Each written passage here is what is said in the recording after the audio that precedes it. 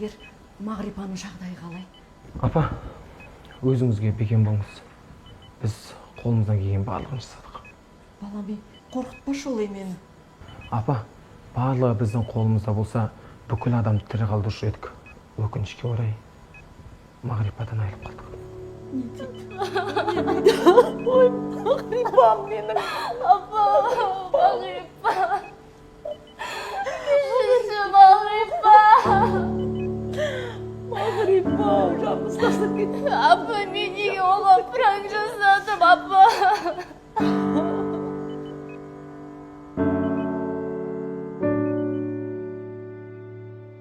Мағрипош, жаным, мен тастап кеткенің не?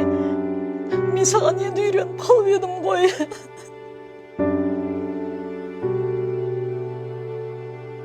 Мағрипа, ең алғашында негізі балға сұрауға емес, сені көріп танысып араласу үшін келген.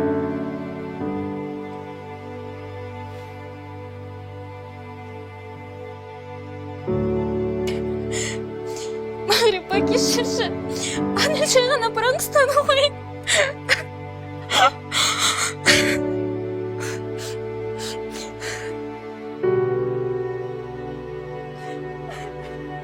Біз Мағрипа екеуміз енді сүйсін деп жүргенде сендер оны өлтірдіңдер. Енді кіммен сүйсем мен айтшы.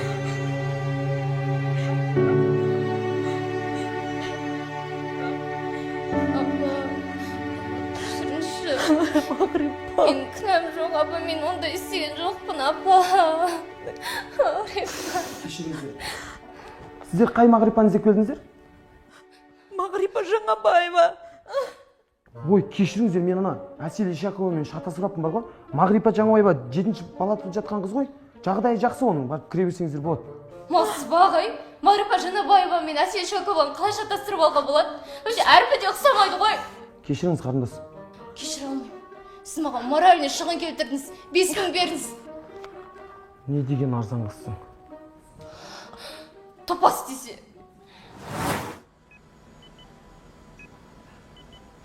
Мағрипа көзің ашып жатыр. Мағрипа. Ой, жаным, сол Мағрипошым менің ботам. Ояндың ба? Апау, Ой, жаным. мен көп ұйықтадым ба? Иә, біраз ұйықтадым. Осырап, мазаңызды алып қойған жоқпын ба? Ұйықтап қалсам осыра беретін әдетім бар ғой мен. Ештен кетпейді. Апау, Оу, ана жақта болып қайттым, атамды көрдім ғой. қойшы. Атаң не істеп жүр екен? Мен сұрадым ма? Жоқ, мені көргенде ешкімге айтпа деді. Ой, сұмырай. Кіммен жүр екен өзі? Қасында 2 шал бар. Ол ана Бейсенбек пен Дүйсенбек қой. Олар ылғайда бірге жүретін. Үшеуі баняға кетіп бара жатты, апа. Иә, бүгін вторник қой. Үшеуі постоянно моншаға баратын.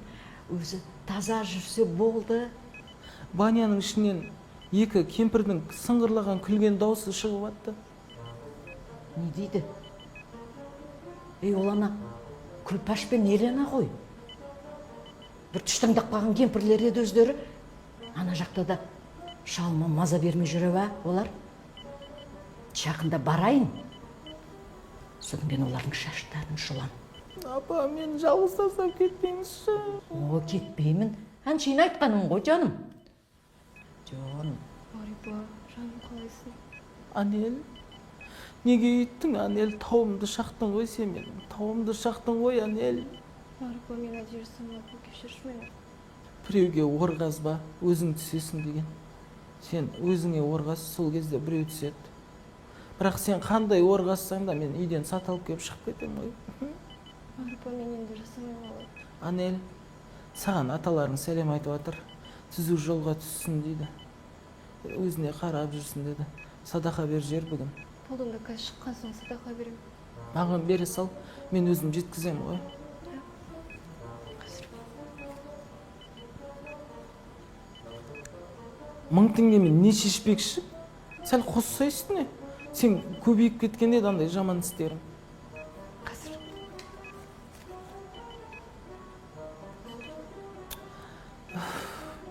Жарайды. Бар осы деп айтарман да аталарға. Дәрет алып жүрсен, мақмал. Жоқ, мен кешірмеймін.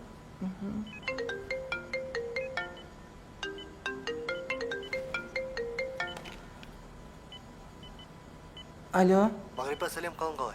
жақсы, өзің қалайсың? Жақсы, аманмын. Ауруханаға барайын деген, онымен жұмыстармен қолым босамай жатыр. Жоқ, әуре болма, сен жұмысында бола бер. Менің мынандай түрімді көргеніңді қаламаймын. Вроде көріп жүрген түрім ғой. Базар жоқ, рахмет. Мен аяғым істемейтін еді.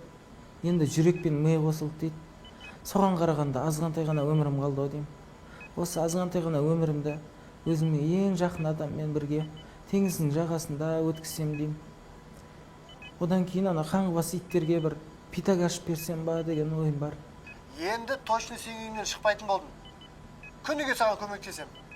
Жұмыстан демалыс алдым. Сен жазылып кеткенше сенің қасыңда боламын. Я, рахмет, солай болса екен. Мен дәрігермен сөйлестім, саған постельный режим керек екен. Әрине, сен жұмысында бола бер, мен алаңдама. Мағрипа, саған көп телефонмен сөйлесуге болмайды. Жатып демал. Жарай ма? Аха, жарайды, давай. Апау, О, жаным. йогурт, банан жегім кеп тұр, апа. О, жаным, сол қазір әкелем алтыным. Қазір. 4 банан, апа. Ту, қыздар, Марипаның алдында өзімді кінәлі сезініп отырмын ше. Жарайды, уайымдамашы. Жазым деген аяқ асты емес пе? Бәрі жақсы болады, уайымдама. Негізі бар ғой, біз Мағрипаны жаман дейміз да, бірақ талай жақсылық өтті ғой бізге. Но енді салақ демесең, былай жақсы қыз. Иә, жақсы қыз салақ демесең, өтірікшілігі де бар. Нервқа тиетіні бар. Осырақтығы да бар. Ең алғаш келгенде потолок әппақ еді ғой. Ал қазір сап-сары, әсіресе Мағрипаның бөлмесі сәбіз секілді цвет болып қалған ғой. Еще шуашы бар ғой. Мағрипаның аяғының иісі екі тышқанды өлтіріп салып қойғандай ғой. Ужас, до того жусаңды иісі сіңіп қалған. Қолтығының иісі бар ғой, духи мен пиязды араластырып сүйіп алған сияқты ғой. Ту, қыздар. Сондай болмайды ғой. Марипаны жақсы қыз деп сонша жамандаған несі, ұялмайсыңдар ма? Өзің бір жамандамайтындай айттың ғой. Ондай болып тұрады ғой. Ладно, бүгін Марипаның көңілін аулап, апайын үйіне барып қайтайық, сюрприз жасап, хорошо? Давай. Давайте. Как раз бүгін шығады екен. Кетті онда. Давайте, кеттік. Все. Ішіп алсың сен. Нет, сояқта ішемін. Кеттік. Жүре ғой, балам. Ана басын байқашы айналайын. Кешіріңіз, сізді әурелеп қойған жоқпын ба? Жоғый, бірақ анау ауруханада сәл салмақ қосылған сияқтысыз. Жоқ, просто түспағам ғой. Елең қылмашы оның сөзін. Ол ана наркоздан кейін кішкене сандырақтап жатыр ғой. Қазір мен Саған бірақ дәрігер жатсын деді ғой. Енді әркім жат деген сөзге әркімге жата бермейтін шығармын. Ертең болашақ күйеуімнің көзіне қалай қараймын мен сосын? Жарайды, егер енді кешке дейін жақсарып кетіп жатсаң, біздің үйге қонаққа келіңдер. Мен үйдегілермен таныстырайын, ағаммен таныстырайын. Иә? Мә, әлі бір-бірімізді таныстырып, өйтіп кездесуге ерте емес па? Бір-бірімізді дұрыс танымаймыз ғой? Неге танымаймыз? Мен сенің өмірде позитивный қыз екенін білемін. Ақ жарқын, ашық, әңгімеге жақынсың. Танимын ғой? Кешке келіңдер, иә? Қаласаң, апаңды ілестіріп алып келіп. Жарайды. Жарайды, сау бол. Сау бол. аға. Мирас не дейді? Ойбай, мынау тіпті үзілейін деп отыр ғой. Айтсаңшы, не болды? Ата-анасымен, ағасымен таныстырам дейді. Бәрекелді. Мынау деген жақсылық қой. Бірінші ата-анасын алдынан өтейін деген ғой. Жігіт деген сондай болу керек. Сіз де барасыз ба, апа? Әрине барамын. Онда екеуміз дайындық жасай берейік. Бірінші бар ғой онда. Ана сенің өкшеңді жақсылап тұрып жуып, тазалайық. Құдалардан ұят болады ғой. Не болды өкшеме? Ой, ана байтақ даланың батпағына ұқсайтын ана өкшең жарылып тұрған жоқ па? Апа, сізді мен өзім туған апам деп таныстыра берсем бола ма? Әрине болады. Мен де сені туған немеремде көріп кеткен жоқпын ба, айналайын-ау. Иә. Жүріңіз онда жоғарыға барып күшті киімдер таңдап киінейікші. Ой, жарайды, жүр, киінеміз. Артына итерсеңізші. Ой, өзің жүр аласың ғой. Ойбу, мен ана әбден отыра беріп үйрен қаппын, онаға масқара. Кеп қалмасын. Қандай киім киеміз ол жаққа? Саламатсыздар ма? Қош келдіңіздер. Амансыздар ма? Жоғарылатыңыздар, төрге шығыңыздар. Қалдарыңыз қалай? Аманбыз. Ой, жақсы. Біз де келіп қалдық. Көмек керек па? жоқ өзіміз мінекей мынау сізге Ой, рахмет. Ой, рахмет, айналайын. Қалдарыңыз қалай? Болды. Шүкір аманбыз. Қош келдіңіздер. Қуаныштымын. Жақында көшіп келіпсіздер. Қоныстарыңыз құтты болсын. Мына сіздер сияқты жақсы көршіміз болғанға қуаныштымыз. Мына районда жақсы өзі. Рахмет үлкен сіздерге. Біздің мирас келгелі сіздердің үйлеріңізден шықпайтын болды. Сол енді Мағрипаны баламызбен таныстырайық деп шештік. Шақырған себебіміз осы. Аумин. 2 жас бақытты болса болды ғой. Мына біздің Мағрипа өзі инабатты, ибалы, тәрбиелі қыз. Ана өкшесі де тап-таза. Мына орамалын тастамайды. Кітап оқиды әрқашан. Біздің де баламыз осы Мағрипа сияқты. Өте инабатты, мейірімді. Ол да кітап оқығанды жаны сүйет. Апа, Мағрипаның анау кішкентай кезінде қызық оқиғалары болса айтып отырсаңызшы. Ой, Мағрипа баяғыда 3-4 жас кезінде қыстың күні ана менің пимамның галошын киіп алып сүйретіп жүретін. Содан сол күні сол дау галошты киіп алып ана туалетке бармай ма? Содан ана қоңыр бәлесі ана туалеттің тесігіне түспей, галошқа түспей ма? Содан мен сол күні қонаққа баруым керек. Болдың астынан алып, әлгі галошты кесіп кеттім қонаққа. Содан барып отырсам, бір боқтың иісі келеді. Ары қараймыз, бері қараймыз. Сөйтсек, мына апаларың әлгі галошты киіп ап, боқты басып келген ғой. Тамағымдар. мынауыңыз оқиға емес поқиға болып тұр апа Ал апа, енді біз сіздерді шақырған себебімізді айтайық. иә сол болатын нәрсеге көшейік та Мағрипа, өзіңе қарасам инабатты, ибалы қыз сияқтысың. Ана басыңда орамалыңда түспейтін сияқты. иә негізі мен тазалық дегенде жаным өте қатты сүйетін адаммын ғой ше қыздармен тұрдым ғой кухняда бәрі орамалсыз жүреді ұрсам ғой орамал тағыңдар шаштарың түседі болмайды ол деймін ғой ауылда орамал тастамай тағып жүремін ауылдағылардың бәрі мені орамал дейді ғой жақсы көретін тамағым орама Ал бәрекелді. Апа, сізде қыз бар, бізде ұл бар дегендей. Екеуін жарастырсақ, таныстырсақ. Екеуі де почти бірдей деген ой ғой бізде. Я, мен де қарсы емеспін. Жирас, балам.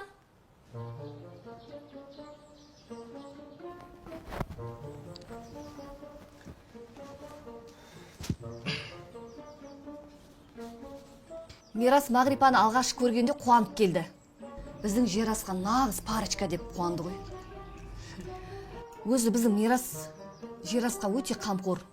Ал біздің Жирас болса өте ұяңдау. Осы Мағрипа сияқты. Мүмкін алдағы уақытта екеуі жарасып кетер деп ойлаймын. Ендеше не қылып отырық? Ішке қарай кірейік. Жастарға өздеріне ауа жұтып, өздері әңгіме соқсын жүрейік. Иә, жарайды. Келіңіз, мен жағынан шығасыз ба? жүрейік дегенде апа Сәлем Мағрипа. Маған Мирас сен туралы көп айтқан. Сен көргеніне қуаныштымын. мен де Менің есімім Жирас болады.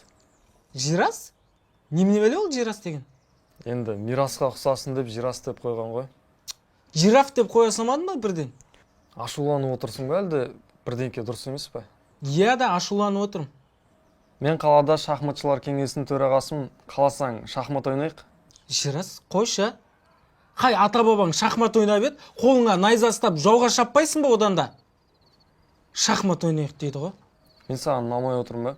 ұнатпай отырмын қайттым мен Бетке айтатын қыз екенсің. бетке айтқанның айыбы жоқ эссе тонкийдің кайыбы жоқ дейді рахмет айналайын апа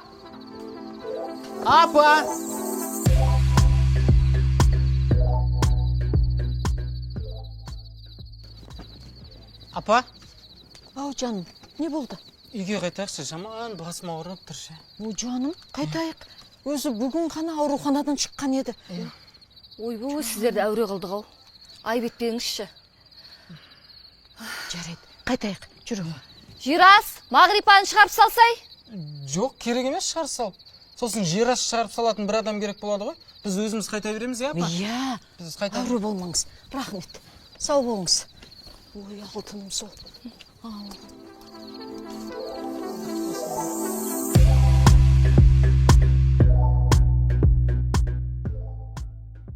Құдағи, бізде мақал бар ғой. Алыстан арбалағанша жақыннан дорбала деген. Жақыннан арбалап тұрған жоқсыздар ма сол? Енді күнде дастархандас боламыз деп ойлаймын. Иә, бұйырса. Бұйырса. Мағрипа, қалайсың? Аяғына не болған? Неге коляскада отырсың? құрбыларың білмейтін бе? Мен көрмегендеріне біраз болған ғой, просто. Жындыма 2-3 күн болды емес па? Соны айтам.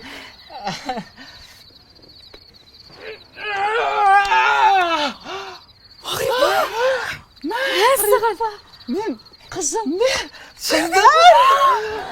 қыздарды бетіне үйтіп бетіне мына жерден бір нәрсе алып шығыңдар, үйге барғаннан кейін донерлеріңді алып беремін, мақұл ма? Просто өтірік таңғала беріңдерші.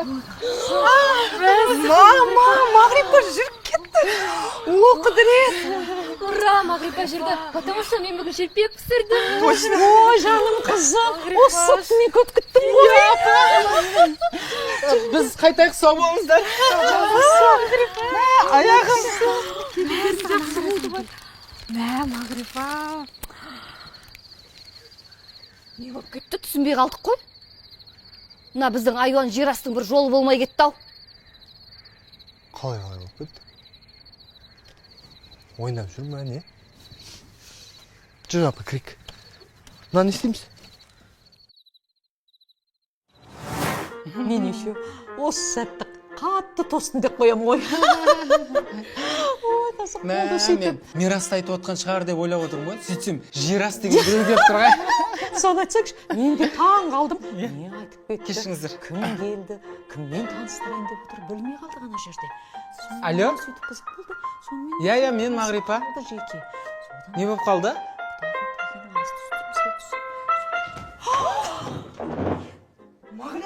Мағрипа, ой жаным, не болды?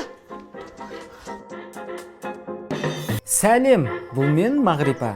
Егер де сендер мені бұрыннан танитын болсаңдар, онда білесіңдер. Соңғы уақытта менің өмірімде көптеген қызықты жағдайлар мен келеңсіз оқиғалар орын алды. Солардың барлығынан сабақ алдым. Енді өмірімнің жаңа парақтарын ашу сәті де келіп жетті. Айтпақшы, біз қыздармен жаңа пәтерге көштік. Хозяинымыз сондай мейірімді, ақ көңіл кісі екен. 250 мың қыздар. 250 мың? Иә? Ағай, жындысыз ба? Қақтан табамыз соң? Немене бәле сонша қымбат? Не істейсіз ол ақшаны бәрін көрге алып кетесіз ба? Мен бала шағамды тасыруым керек. Бәрі баға сондай қазір. Тұрсаңдар тұрыңдар, тұрмасаңдар қойыңдаршы, басымды ұрып дейді. Ағай, біз қазір ғана жетімдер үйінен шығып келе жатырмыз. 18-ге толдыңдар, болды. Өздерің барыңдар, өз күндерінде өздерің көріңдер де біз шығар жер. Кезінде ата-анамызды тастап кеттік. Қазір енді сіз тастап кетсеңіз, не істейміз біз енді? Қайда барамыз? Қазақтың қарадама қыздар, баратын жерлері жоқ. Жыламаңдар. 100 мыңға тұрыңдар, 100 мыңға. Келесі айдан бастап 200 мың бола ма? Рахмет ағай. Жетімдерге жаны сайтын жаны екенсіз. Нағыз президент болатын адам екенсіз ағай. Жүріңдер қыздар. Таза сөздер ойды. Рахмет ағай. Қайрат қазағым ай. Өз жерімізде тұрып, квартира жалдап тұрады. Жаңа пәтерге ауыстық. Қыздармен тату тәтті бір анадан туылған сәбилердей тұрып жатырмыз.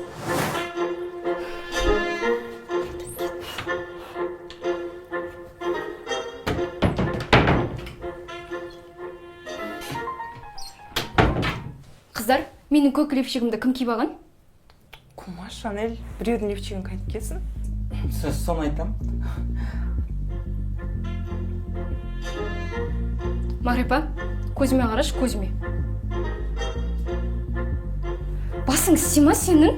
Қалай сен біреудің затын рұқсатсыз аласың? Тем более ол гигиенический зат қой. Мен липчикті гигиенический зат деп ойлаған жоқпын. Щетка ғана гигиенический зат деп ойлап жүрмін ғой. Той ма?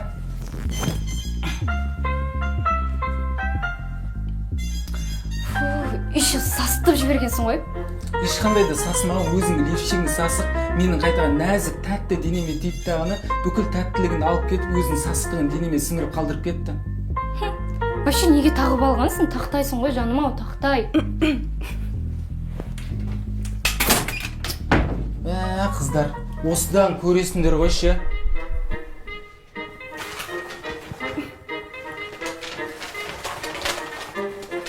Мә, прикинь, біздің Мағрипаның түсінде көрдім ғой. Да, не істеп жүр?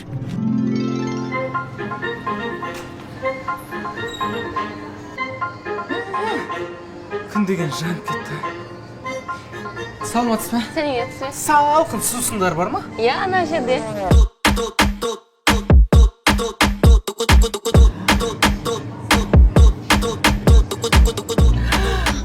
Мына колалардың бәрін ішсең, күзге дейін шөлдемейтін сияқтысың ғой ше.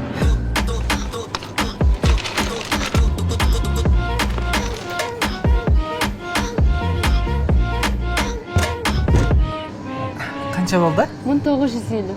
Аха.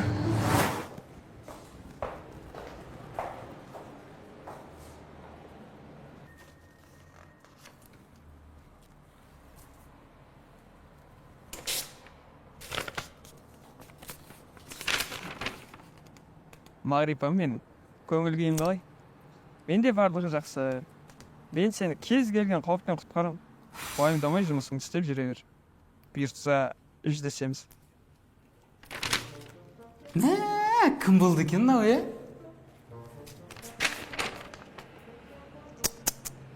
Мынау Аян өтеп берген почеркісі ғой, білем ғой мен.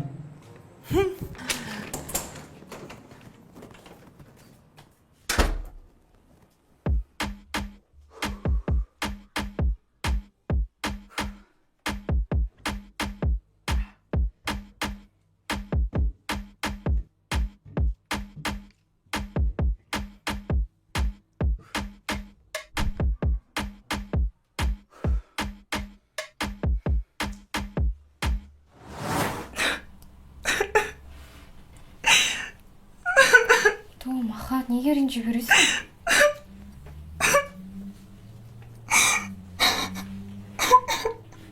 Не болып қалды?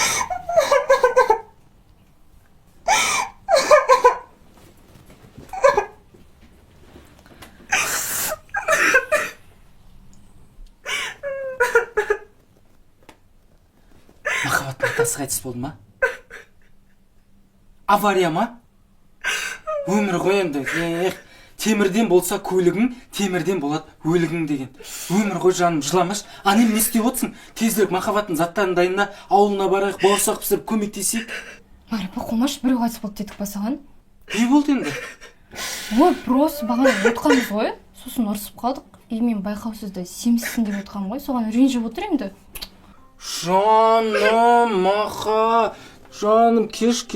Сен ешқандай да семіз емессің ғой. Сен просто тамақ жейтін ақшаң көп.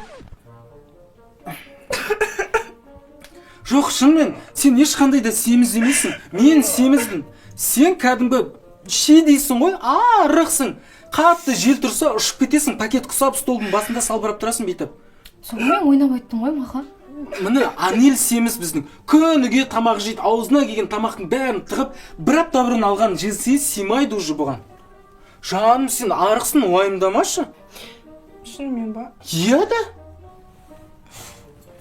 Мамам, Мен барып бет оғын жүк келемін да. иә, жуынып қырынып тап-таза болып кел бар. Иә. Жынсың ба? Жүрегің нәзік қой, білесің ғой, неге өйтіп айтасың? Мағрипа, мен шынымен семіріп кеткен ба? Сендер жынды болған шығарсыңдар, сорлы екенсіңдер ғой таза.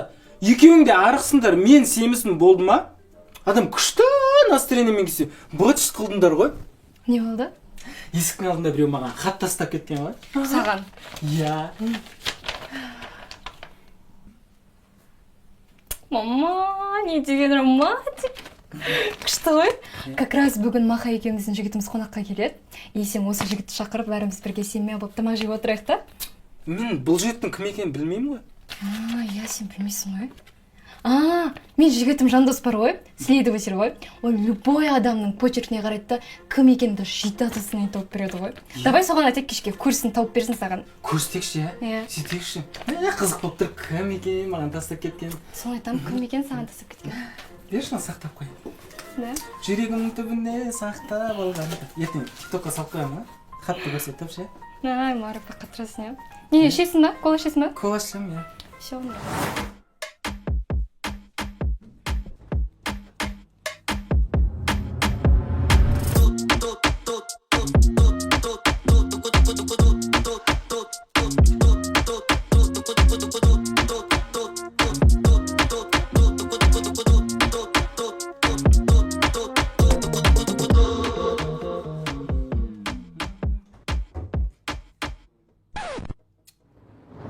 Қыздар, айттық қой, сәл салқындасын бірге ішеміз дедім ғой.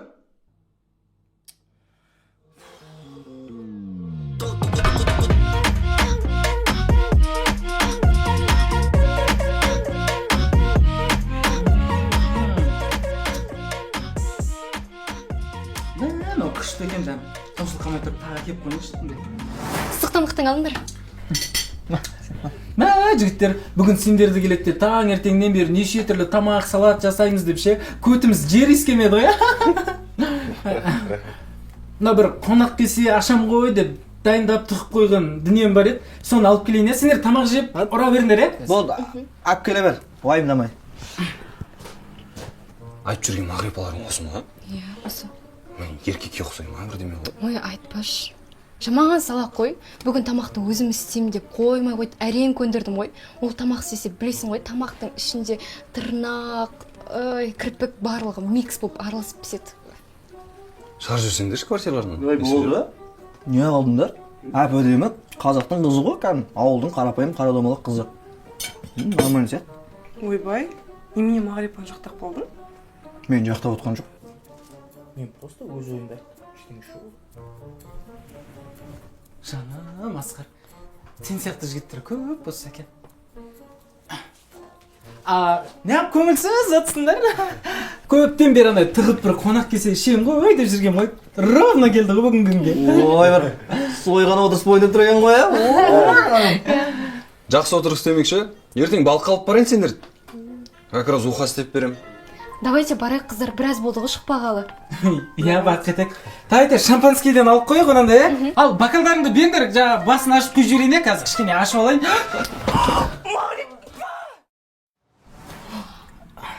Жаным, Асқар, бәрі жақсы ма? Скорый шақырайын ба? Асқар, ренжімеш. Мен әдейі істеген жоқпын, просто байқамай қалдым. Кетші барар, Мағрипа. Жүрген жерің осындай адамға зияның тимесе жүре алмайсың. Көзін шығарсаң не істер едің? Тупица, блин. Той енді әдейі істеген жоқпын ғой. Бір көзбен де адамдар өмір сүріп жатыр ғой. Главный өліп қалған жоқ қой. Уайымдамай тұр. Бәрі тұрс. Ең бастысы тірімін ғой. Бармын ғой, қастарыңдамын. Просто көзімнен жұлдыздар ұшып жатыр да.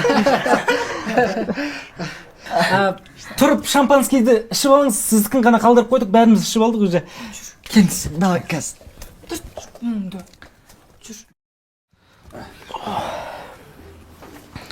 Ал, құрметті менің жақындарым, бүгін менің дүниеге екінші рет келген күнім десем артық айтқаным емес. Мен негізі құр тост айтқанын ұнатпаймын. Мен бір арасында өлең шығаратыным бар еді. Соны оқып берсем қалай? Бола ма? Болады. Рахмет. Көркем кеш Алматының қаласында, нелер сұлу, өмірдің бәрі осында. Кездейсоқ ойда жоқта жиналып қапты 5 дос, сыпырғанда халықтың арасында деген. Ой, жаңа шығардың. Рахмет. Айтпақшы, Жандос, азында Мағрипа біреу хат жазып жүр екен да. Бірақ білмейміз кім екен, сен таба аласың ғой? Иә, берс көрсетейін. Мағрипа деймін. Бағана хат қайда? Қандай хат? Қара хат топас, бағана азанда жазып жібергенше саған. Берсе, Жандос тауып береді. Мен ол адамды тапқан сияқтымын. Да? Кім екен? Иә. Сендерге сосын асықпай өзім айтып берем. Рұқсат болса мен барып ұйықтап демала берсем, басым ауырып тұр да, кішкене жатып демалып алсам. Да, отыра беріңіздер. Не болды, нағым? Білмеймін. Тамақ жейіндер. Сен жаңа тупица деп айттың ғой, соған ренжіп қалды ғой. Ой. Асқар, екі егіз сезім екеумізде тұтанарын кім білген? бұл қаладан қашып кетейікші. Қозы менен баяндай болып. Бұл сенің исің. Я, мен білем, бұл сенің исің. Жаңбырдың астында қалып кеткен қойдың исі ғой.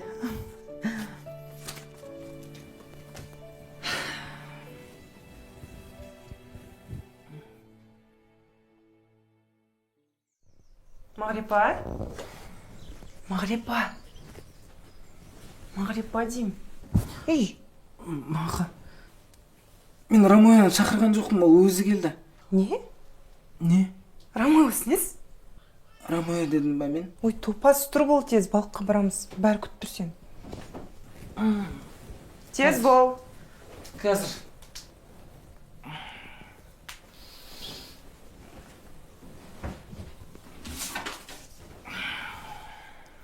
Маға? Негізі менің түпкі аталарымның бәрі ағылшын отбасынан шыққан адамдар ғой. Түсінде аталарым аян берді ғой маған. Мағрипа не болған? Білмеймін ғой, кешелі бері есі ауысып қалды ғой әйтеуір. Походу кешегі хаттан кейін бақыттан бас айналып жүр ғой. Мағрипа, кесеші салат жасаймыз. Қазір мен суға шомылып алайын, сосын барам, я. Брат, баняға барайық та. Қыздар шақырап дегенде. Анель мен махаббатпен ба? Жоғай қайдағы? Андай қыздар ше? Ондай қыздармен барып көрген жоқпын мен. Кеш, барып көрмедің ба? Жүрсе онда ертең апарайын десен. Жігіттер, Мағрипа батып жатыр.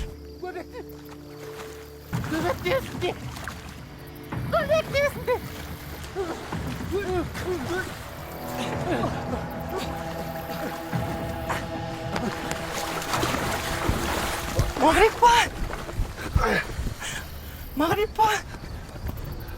Мағрипа! Мағрипа! Мағрипа! Асқар! Мағрипа, өзіңді қалай сезіндірсің айтшы? Асқар, сен ғой, мен сені таптым ғой, сен ғой хаттар тастап кетіп жүрген маған. Мен де сені жақсы көрем, Асқар.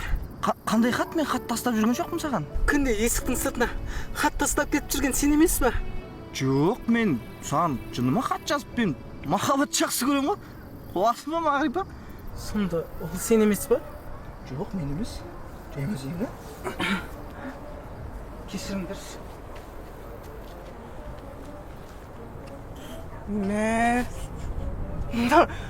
Мағрипаның есі дұрыс ба? Өзіне көп алып кеткен ес? Асқар? Жаным, менің Рамоем, қайда жүр екенсің? Бірақ түптің түбінде мен сені табамын.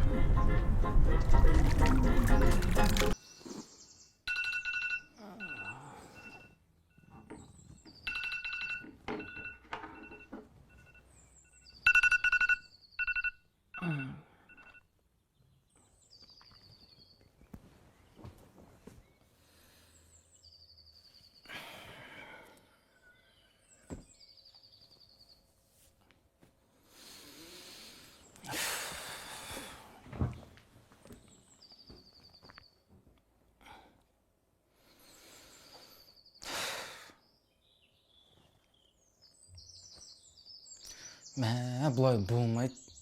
Мағрипа Алматыда жүргеніне жарты жыл болды ғой. Көтіңде көк тиының жоқ. Болды, мен бүгіннен бастап өз-өзімді қолға алам. Бүгіннен бастап мен миллионер болам. Баян Есентаева, Аша Матай дейтіндермен кофе ішіп отыратын деңгейге жетем. Все.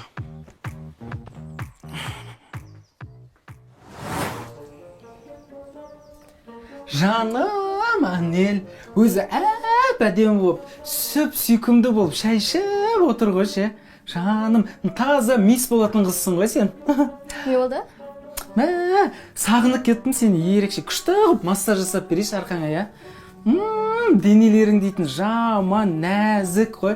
Ертең саған үйленген жігіт бақытты шығар, тәп-тәпті, сүп сүйкімді, нәзік қызды құшақтап жатайын деп тұр ғой. Әлемнің сұлулары татымайды Анельдің күліп тұрған бейнесіне. Не болды, Мағрипа? Не керек соны айтшы? Анель, маған көйлегіңді бере тұршы. ойбай албастай білесің иә қалай сұрау керектігін. Иә. Сосын маған видео түсіруге көмектесіп жіберші. Қандай видео? Бақытты болу және бай болудың жолдары деген курс ашайын деп жатырмын. Неге өмір сүруді үйрететіндер көбейіп кетті? Енді похуй емес па, Анел? Абай атамыз айтқан жоқ па? Есектің артын жусаң да мал тап, ақша тап деп. Ол да дұрыс негізі. Ерте тұрған әйелдің бір ісі артық дейді. Ертелі күнімізді кеш қылмай, ертерек бар видеомызды түсіріп алайықшы, Анел. Ойбай Мағрипа, сен танымай жатырмын ғой. Танымасаң танысамыз, Анел. Жүрші тезде түсіріп тастайықшы.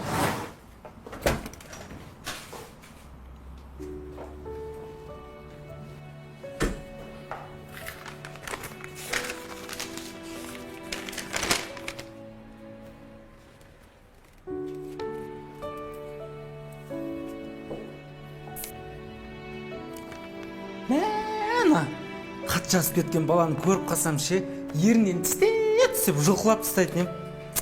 Кім болды екен, мә? Мағрипа, есің дұрыс па, не істеп отырсың? Мен просто жұмысқа барар алдым, кішкене демалып алайын деген ғой. Жұмысың ба?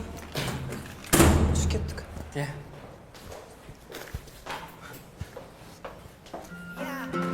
Әр атқан таңың сенің миллионер болуға деген тағы бір жаңа мүмкіндігің.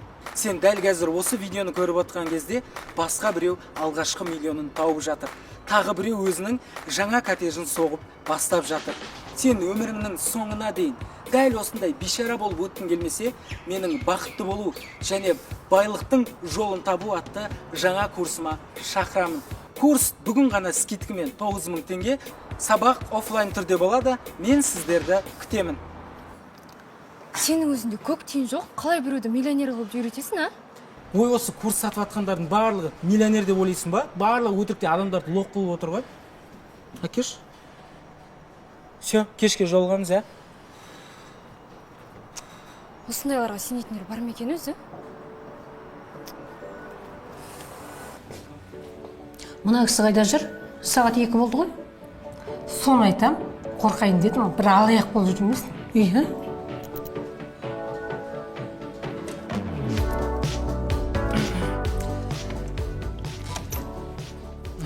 Саламатсыздар ма? Кешіресіздер. Кішкене кешігіп қалдым. Мен қаланың арғы басынан тағы да бір бизнес тренингі өткізіп келе жатырмын. Өкінішке орай бүгін 10 ғана миллионерді шығардым. Өзім туралы кішігірім айтып берейін сіздерге. Бизнес саласында жүргеніме 10 жылдан астам уақыт болды. Кезінде ата-анам мені ауруханада бұл қыз адам болмайды деп тастап кеткен болатын. Сол адам болмайды деген қыздарыңыздың қазіргі таңда қалада 15 үйі бар, одан бөлек Дубайда 5 гостиницасы, дәл қазір астымда 17 көлігім бар, одан бөлек қалада 11-ден астам ресторандарым бар. Иә. Жалпы, иә, рахмет. Мен бұл нәрсеге оңай жеткен жоқпын. Басында мен базарларда қияр саттым, қарбыз саттым, картошка саттым, помидор саттым. Сөйтіп жүріп, бір күні акиматқа жұмысқа кірдім. Сол жерде жұмыс істеп жүріп ойландым. Неге мен біреуге жұмыс жасауым керек? Неге мен өз-өзіме жұмыс жасамайым деп. Солай ең алғашқы бизнесімді бастадым. Бизнесте ең бірінші дұрыс сата білу керек. Мысалға сіз мына ручканы маған сатыңызшы. Бұл өте керемет жазатын ручка. Жоқ, сіз өзіңізге өте қатты сенімсіз болып тұрсыз. Сіз сатып көріңізші. Бұл ручка менің атамнан қалған киелі ручка. Қумаңызшы, қандай киелі? Көрдіңіздер ма? Сіздер дұрыс сата алмайсыздар. Сол себепті әлі күнге дейін байымай отырсыздар. Дұрыс сата білу керек бұл нәрсені. Сіз ондай мықты болсаңыз, өзіңіз сатыңыз сол ручканы маған. Оп-оңай, бүйтесіздер міне. Мына ручканы алсаңыздар, 3 күннен кейін сіздердің отбасыларыңызға өте күшті жақсы жаңалық келеді. Иранда бір жігіт бұл жаңалыққа сенбей, жоқ, керек емес, ол ручканы алмайым деген, сөйткенде бір аптадан кейін ата-анасы қайтыс болып, қорадағы малдарының барлығы қырылып қалған. Мен алам. Сіз аласыз, е? Бұны жай ғана алып қойуға болмайды, 7 досыңызға тарату керек, тағы 7 ручка алу керек. Міне осылай сатады. Енді менің сіздерге дайындап қойған 3 курсым бар. Оның біріншісі қалай бай болу керек және қалай бақытты болу керек деген. Екінші топ ол ата-енеммен тұрам әлі күнге дейін, күйеуіммен басым сыйыспайды дейтін жандар үшін сол мәселе бойынша үйрететін болам. Сол екінші курс. Ал үшіншісі самооценкамды көтергім келеді, дамығым келеді дейтін әйелдер болатын болса, үшінші курсты таңдасаңыздар болады. Мына жерде журнал тұр, сол жерге барып қайсыңыз қай курсты қалайсыздар, сол жерге жазыла беріңіздер, иә? Мен қазір 1 сағатқа Астана қаласына ұшып барып келем. Ол жақта мені болашақ бақытты миллионер әйелдер күтіп отыр. Сабағымды берем да қайтып келем. Ровно 1 сағаттан кейін өз сабағымызды бастайтын боламыз, иә? Аха, иә, жазыла беріңіздер.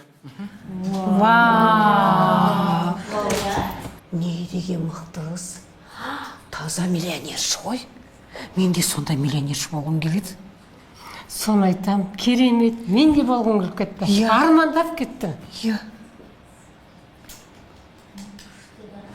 Анел, қалайсың жаным? Иә, ана курстағыларға қазір 1 сағатта Астанаға барып келем дедім да, осы жаққа келіп кішкене демалып болайын деген ғой. Ой, Қазақстанда лоқ әйелдер өте көп екен ғой ше. Бүгін кешке барға барайықшы, души өзіміз демалайықшы. Болды, шөттің бәрін өзім төлеймін, уайымдама, иә? Мақанды алып ал қасыңа. Давай. Мен енді 1 сағатқа будильникке қойып қояйын.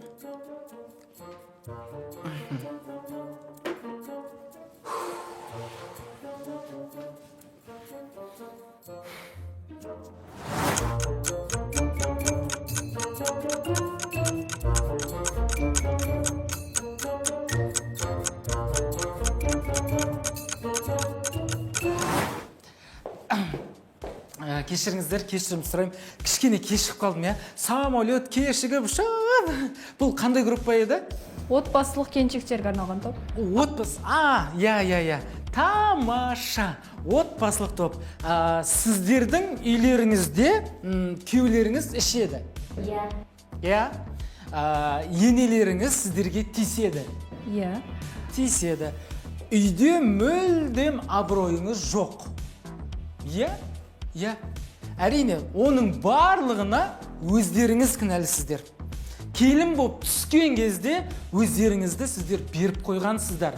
Сіздер таза чортсыздар ғой. Сіздер осыған көніп жүре беріп үйреніп қалғансыздар. Сіздерге өзгеру керек. Болды уже. 25 жыл бойы өміріңізде көрмеген адамның барып нәскиін жуып жүрсіздер. Жумаңыздар болды. Сасып кеткен нәскилерін бұдан кейін өздерінің бетіне лақтырыңыздар. Өздері жуып басын. Сіздерді сыйламайды екен, сіздер де оларды сыйламаңыздар. Түсінікті ғой? Одан кейін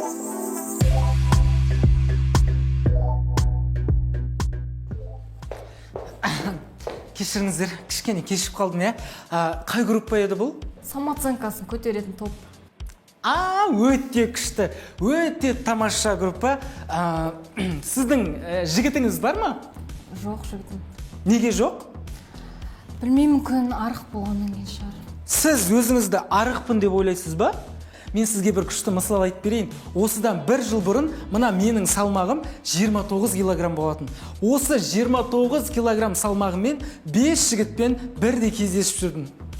Иә, 5 жігітпен бірде кездесіп жүрдім. Ең бастысы себебі мен өзімнің денемнен ұялған жоқпын.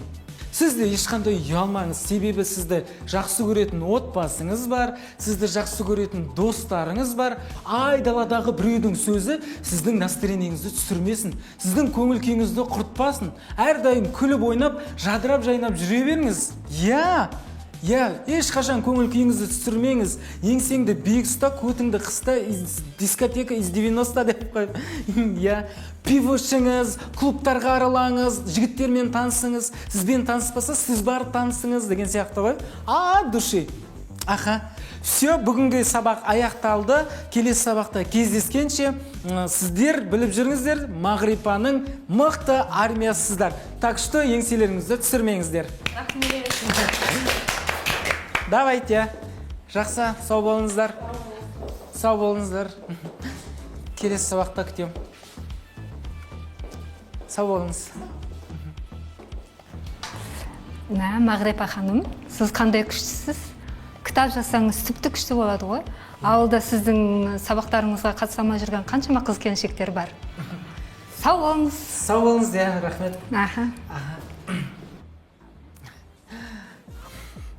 Мен Спаргаптың қызы Мағрипа, мана, сана, гана, әлемді билеуші тұңғыш әйел боламын.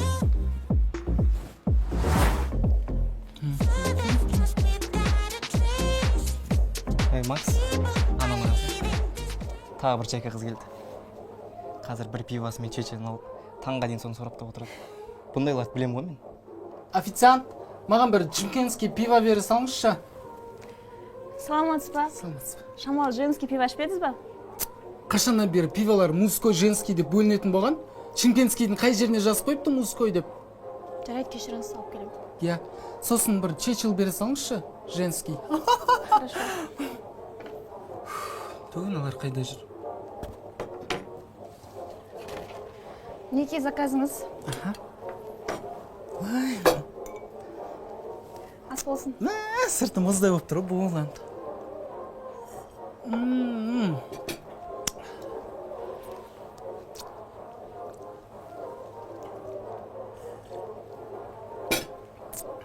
Жындыма қаяқта жүрін олар? Сәлем. Ой! Жандарым, қалайсыңдар? Өзің қалайсың? Жақсы. Кішігіп кеттіңдер ғой жаман. Ой, ана такси кермек қанышты ғой. Чөзі повод жиналуымыз ғой? Қыздар, ақша деген пішенше. Любой нәрсе заказ беріңдер. Бүгін мен новый жұмысымды жуамыз. Любой нәрсе заказ беріңдер. Мағрипа төлейтші жатты. Ой, официант. Сәлеметсіз. Саламатсыздар ма? Маған шампанское и фетучини с грибами. Хорошо. Ал сізге. Маған паста и итальянское вино. Хорошо, жақсы. Тез алып келіңізші, а? Жарайды. Қыздарым қарнашы отыр. Бүгін өлтірдің ғой сабақты. Үшеуін үш группаға бөліп қойдым да. Өтірікті пергесін ғана жақташы. Опа, досым көрдің бе? Бүгін біз точно жалғыз айтпайын деп тұрмыз ғой. Оң жағындағысы менікі. Аналардың шотын төлеп жүрмейміз, а? Қарасай, Тұронша месінде ақша бар екен. Шотты сөл төлейді. Есінде болсын досым. Всегда Тұронша емес қыз шот төлейді. Қыздар, бұл әлі бастамасы ғой. Бұйыртса бұдан да күшті биік шыңдарды бағындырамыз. Главный достығымыз ажырамасын, иә. Ертең осы жұмыстың арқасында күшті машиналар, үйлер алып аламыз ғой. Главный сендер қасымда болсыңдар болды, а? Сәлем қыздар, қалдарың қалай? Бірге отырмадық па? Отпаймыз біз сендермен. Өзіміз отырып кетіңдерші бар басқа стол. Менің атым Анель. Нұржан болады. Махаббат. Мақсат болады. Біз сол досым екеуміз демалып отырғанбыз ғой. Сіздер де аруларды көріп шыдай алмай бірге отырмадық па деп шештік. Бастарыңыз бос па қыздар? Бастары бос емес, олардың құлақтарына алтын сырға салып атастырып қойған бәрін. Менің басым бос. Мен де жігітім жоқ. Керемет. Қыздар, мен туалетке барып келем, өздерің отыра беріңдерші. Қайдан боласыңдар қыздар? Шымкент.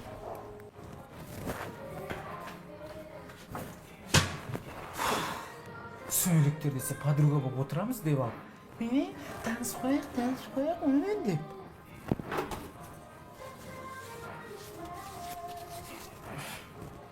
Осыларақ мен шашым сарғайып бітіретін болды ше.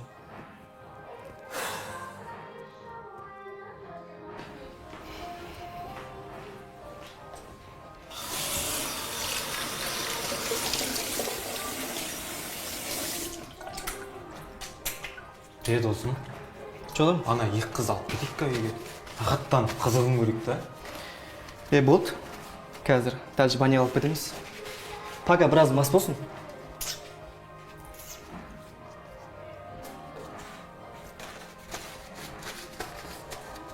Ана Тұронша емес не істейміз? Ол бізге қарап жүреді. Есіл жоқ құсып жатсақ, пол жоғды ғой. Кеттік.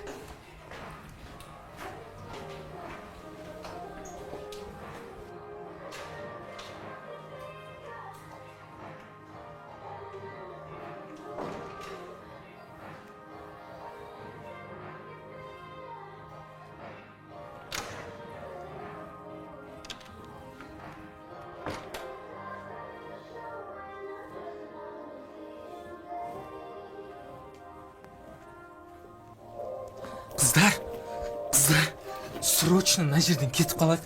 Жаңа ана жігіттердің ойларының барлығы жаман. Туалетте әңгімелерін естіп қалдым. Екеуіңді квартираға апармақшы. Одан ары қарай баняға апарамыз деді. Срочно кетіп қалайық.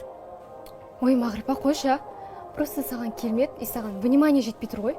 Анел, есің дұрыс па? Мен сендерге сондай жаманшылық ойлайды деп ойлайсыңдар ма? Шынымды айтып жатырмын. Ой, Мағрипа, кішкене шыдашка, саған да кішкене жігіттер жақындайды ғой.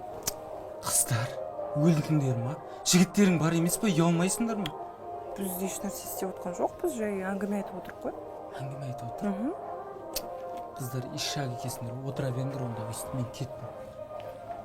Сама такая. Ұзағы жоқ болып кетті, ренжімеңдер қыздар. Просто далада тұрып қалдық. Ештеңе етпеді. Қыздар, может, сразу покрепче ақтан ұрайық та, ә?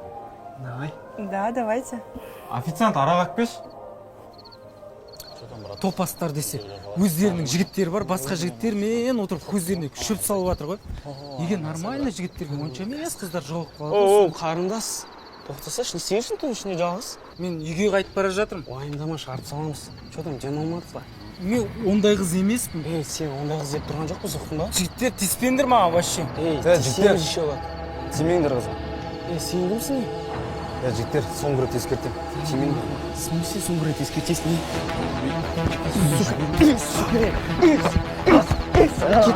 Кет.